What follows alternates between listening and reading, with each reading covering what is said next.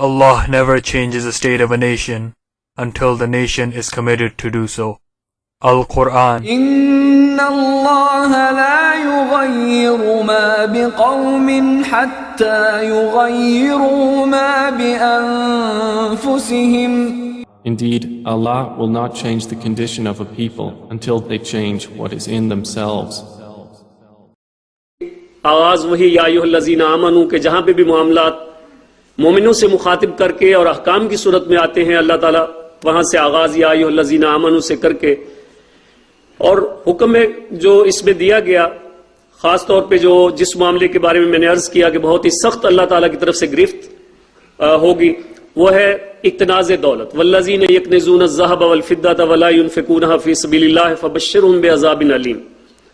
اور اس کے بعد یوم یحمى علیہ فی نار جہنم فتقوی بها جباہهم وجنوبهم وظہورهم ھذا ما کنزتم لانفسکم. یہ جو اقتناز دولت ہے، لیکن اس معاملے میں آپ دیکھیے کہ اس کی جو سزا ہے وہ اخروی سزا کا تذکرہ یہاں پہ کیا گیا ہے. یوم یحمى علیہ فی نار جہنم، کہ اس سونے اور چاندی کو جو جمع کر کے رکھا گیا تھا وہ قیامت کے روز اس کو تپایا جائے گا، اس کو گرم کیا جائے گا اس آگ کے اندر، جہنم کی آگ کے اندر، اور اس کے نتیجے میں پیشانیوں کو اور پہلوؤں کو اور پیٹھوں کو داغا جائے گا اور بتایا جائے گا یہ ہے وہ تمہارا مال، یہ ہے وہ تمہارا سونا اور چاندی جو تم جمع کر کے رکھتے تھے. تو گویا یہ اقتناز دولت اور دولت کو کنز بنا کے رکھنا یہ وہ معاملہ ہے جس کے اوپر اللہ تعالیٰ کی طرف سے گرفت ہے، لیکن یہاں پہ اخروی سزا کا تذکرہ ہے. جبکہ جب ہم بات کرتے ہیں سود کی، ربا کی، تو اس کے معاملے میں ابھی آنے والی آیات کے اندر ہم دیکھیں گے کہ اس کے اندر اسی دنیا کے اندر اللہ پاک کی طرف سے جو ہے وہ سزا کا ذکر جو ہے وہ آپ کو ملے گا کہ اگر تم باز نہیں ہوگے پھر اللہ اور اللہ کے رسول کی طرف سے اعلان جنگ ہے. تو گویا یہ معاملہ ایسا ہے کہ جس کے اندر مالی معاملات ہیں، باہمی معاملات ہیں، اور اسی دنیا کے اندر سزا کا تذکرہ اللہ پاک نے فرما دیا ہے. ان آیات کا اگر ہم جائزہ لیں تو سورہ روم وہ پہلی سورہ ہے جس میں اللہ تعالیٰ کا ارشاد مبارک سود کے حوالے سے نازل ہوا اور اس سے نفرت دلائی گئی، جس کے اندر اللہ پاک فرماتے ہیں وَمَا آتَيْتُم مِّن رِّبًا لِيَرْبُوَ فِي أَمْوَالِ النَّاسِ فَلَا يَرْبُو عِندَ اللَّهِ. یہ جو تم سود وغیرہ کا معاملہ کرتے ہو پھر یہ تمہارا مال بڑھے گا اللہ کے ہاں تو اس میں اضافہ نہیں ہوتا، جسے تم بظاہر سمجھتے ہو کہ اس کے نتیجے میں تمہارے مال کے اندر اضافہ ہوگا، اللہ کے ہاں اس میں اضافہ نہیں ہوتا. لیکن اس کے مقابلے میں وَمَا آتَيْتُم من زکات تریدون لوجہ اللہ، اور یہ جو تم تریدون وجہ اللہ جو تم زکات دیتے ہو اللہ کی خوشنودی کے لیے، اللہ تعالیٰ کی رضامندی کے لیے، اس کا نتیجہ کیا ہے؟ مضاعفون، وہ ہے اضافہ جس کے اندر ہوتا ہے. تو گویا جو تم یہ سمجھتے ہو کہ تم نے کسی کو قرض دیا اور اس قرض کے اوپر تم نے مال کما لیا اور تمہارا یہ مال بڑھ گیا، تو بظاہر جسے تم بڑھتا ہوا سمجھتے ہو اللہ کی نظر میں نہیں بڑھتا وہ. اور جو کچھ تم دیتے ہو زکوٰۃ کی صورت میں اللہ کی راہ میں خرچ کرتے ہو، جو بظاہر تمہیں گھٹتا ہوا نظر آتا ہے، حقیقت یہ ہے کہ وہ اللہ کی نظر کے اندر نہیں گھٹتا، اللہ کے ہاں اس کے اندر اضافہ ہے، اور اس کے اندر اللہ تعالیٰ جو ہے وہ اضافہ فرماتے ہیں، برکت عطا فرماتے ہیں. تو گویا یہ پہلی آیت ہے جو مکہ مکرمہ میں نازل ہوئی اور اس کے اندر جو ہے وہ نفرت دلائی گئی سود سے اور زکوٰۃ اور اللہ کی راہ میں خرچ کرنے کا حکم اللہ پاک کی طرف سے آیا. اور اس کے بعد سورہ آل عمران کو دیکھیے، سورہ آل عمران کی آیت یا ایھا الذین آمنوا لا تاکلوا الربا اضعافا مضاعفا، اے لوگو جو ایمان لائے ہو مت کھاؤ چڑھتا بڑھتا سود. یہ جو تم چڑھتا بڑھتا اضافہ ہوتا ہوا ملٹی پلائڈ جو سود کھاتے ہو یہ مت کھاؤ. اور واتقوا اللہ، اور اللہ کا تقوی اختیار کرو، اللہ سے ڈرو، لعلکم تفلحون، تاکہ تم فلاح پا سکو. تو گویا اگر فلاح چاہتے ہو، کامیابی چاہتے ہو، پراسپیرٹی چاہتے ہو، اس دنیا کے اندر کامیابی تم چاہتے ہو اور اخروی کامیابی تمہارا مطمع نظر ہے، تو پھر تمہیں اس معاملے سے باز آنا پڑے گا. اللہ کا تقوی اختیار کرو، اللہ سے ڈرو اس معاملے میں. یہ جو تم معاملہ کرتے ہو جس کے ذریعے تم مال و دولت کو حاصل کرنے کے لیے معاملات کرتے ہو، گویا اس سے تم باز آ جاؤ. اور اس کے بعد اگلی آیت آپ دیکھیے، یہ سورہ روم کے بعد سورہ توبہ کی، یہ میں آپ سے عرض کر چکا ہوں.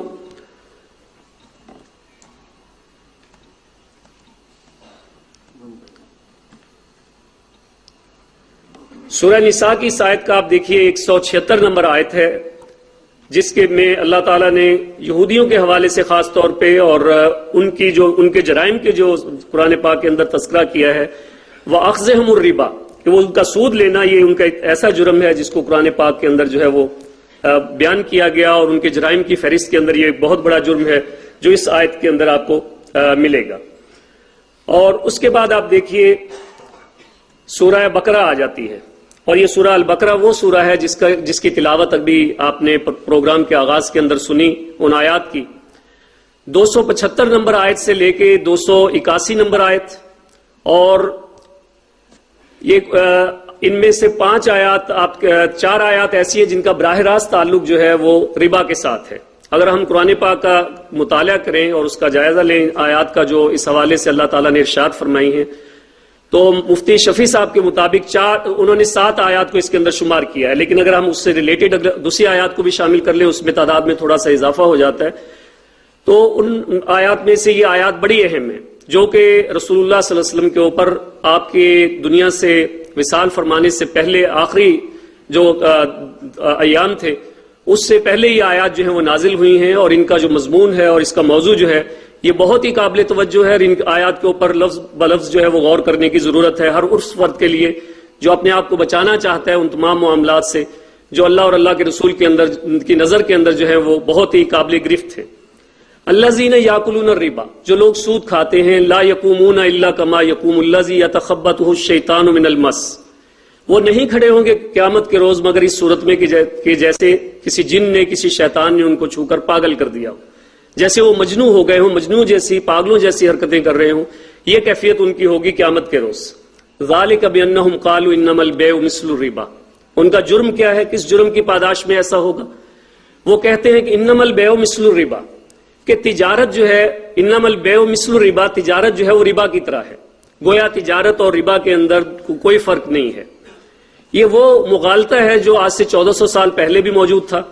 اور ہمارے اسی لاہور کے اندر ایک ہمارے سیاسی رہنما بھی وہ شمار ہوتے ہیں اور ایک رائٹر ہیں جو اخبارات میں لکھا کرتے تھے. آج 1400 سال کے بعد انہوں نے وہی بات لکھی جو 1400 سال پہلے لوگ کہا کرتے تھے، اور ہمارے کئی اس طرح کے مفکرین جو ہیں وہ یہی بات آج بھی کہتے ہیں کہ کوئی فرق نہیں ہے تجارت میں اور بیع میں، جبکہ اللہ تعالیٰ نے فرمایا وَأَحَلَّ اللَّهُ الْبَيْعَ وَحَرَّمَ الرِّبَا. یہ جو ورڈکٹ ہے اللہ پاک کی طرف سے، جو حکم ہے وہ یہ ہے کہ وَأَحَلَّ اللَّهُ الْبَيْعَ، اللہ تعالیٰ نے تجارت کو حلال کیا. تجارت جسے تجارت کہا جاتا ہے، کموڈٹی جو ہے وہ سیل ہوتی ہے اور اس کی آپ پرائس پے کرتے ہیں، وہ معاملہ جو ہے اللہ تعالیٰ نے اس کو جائز قرار دیا ہے، اس کو حلال کیا ہے. وَأَحَلَّ اللَّهُ الْبَيْعَ وَحَرَّمَ الرِّبَا، اور ربا کا جو معاملہ ہے اس کو اللہ تعالیٰ نے حرام کیا ہے، ربا کو حرام فرمایا ہے. اور اس کے بعد اللہ پاک کے ارشاد کے اوپر غور کیجئے، فمن جاءہ موعظۃ من ربہ، جس کے پاس آ گئی نصیحت اس کے رب کی طرف سے. اس سے پہلے تو ہمیں معلوم نہیں تھا. آج میرے جتنے بھی آڈینس اس وقت موجود ہیں ان سب کے اگر ان میں سے کسی کے علم میں نہیں تھا، آج ان کے علم کے اندر یہ بات آ گئی. فمن جاءہ موعظۃ من ربہ، جس کے پاس آ گئی اس کے رب کی طرف سے نصیحت، فانتہا، وہ رک گیا. فَلَهُ مَا سَلَف، جو ہو چکا سو ہو چکا، جو اس سے پہلے معاملہ ہو چکا، فَلَهُ مَا سَلَف وَأَمْرُهُ إِلَى اللَّهِ، اور اس کا معاملہ ہے اللہ کے پاس. تو گویا اللہ تعالیٰ اس کے بارے میں جو بھی فیصلہ فرمائے، اور امید یہی کرتے ہیں کہ اللہ تعالیٰ معاف فرما دیں گے. وَأَمْرُهُ إِلَى اللَّهِ، لیکن وَمَنْ عَادَ، لیکن جو پھر اس کو دہرائے گا، پھر وہی کام کرے گا جس سے منع کیا جا رہا ہے. وَمَنْ عَادَ فَأُولَٰئِكَ أَصْحَابُ النَّارِ، تو جان لو کہ وہ ہیں جہنمی، وہ ہیں آگ والے، آگ کے ساتھی. وَأَصْحَابُ النَّارِ فَأُولَٰئِكَ أَصْحَابُ النَّارِ هُمْ فِيهَا خَالِدُونَ، جس میں رہیں گے وہ ہمیشہ ہمیش. یہ ہے 275 نمبر آیت سورہ البقرہ کی، جس کے اندر اللہ تعالیٰ کی طرف سے بالکل واضح طور پہ ورڈکٹ آ گیا